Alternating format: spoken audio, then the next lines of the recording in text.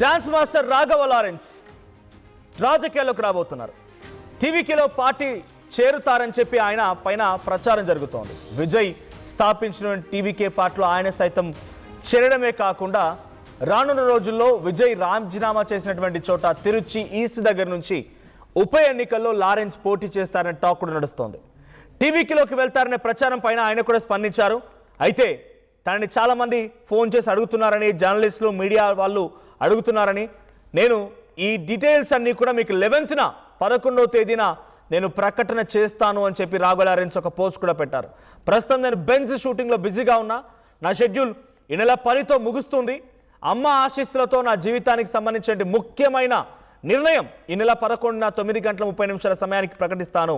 Trichy east నుంచి త్రిష కూడా పోటీ చేస్తారని గతంలో ప్రచారం జరిగింది. సినీ హీరోగానే కాదు, సేవా కార్యక్రమాల్లో కూడా ప్రత్యేకమైన గుర్తింపు పొందారు లారెన్స్.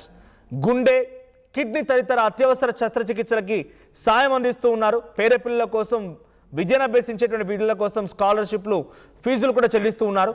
వికలాంగులకి వీల్ చైర్లు, కృత్రిమ అవయవాలను కూడా పంపిణీ చేస్తున్నారు. అనేక మంది పిల్లల్ని దత్తత తీసుకొని విద్యాభ్యాసాలను అందిస్తున్నారు ఆయన. ఇక విపత్తుల సమయంలో కూడా బాధితులకి ఆహారం, నిత్యావసర వస్తువులు కూడా పంపిణీ చేశారు. సర్వీస్లో మాత్రం ఫౌండేషన్ ద్వారా అనేక కార్యక్రమాలు చేపడుతున్నారు. రక్తదాన శిబిరాలు, వైద్య శిబిరాలు, అనేక కార్యక్రమాలు చేపడుతున్నారు. కరోనా సమయంలో కూడా వేలాది కుటుంబాలకు నేరుగా సాయం అందించారు రాఘవ లారెన్స్.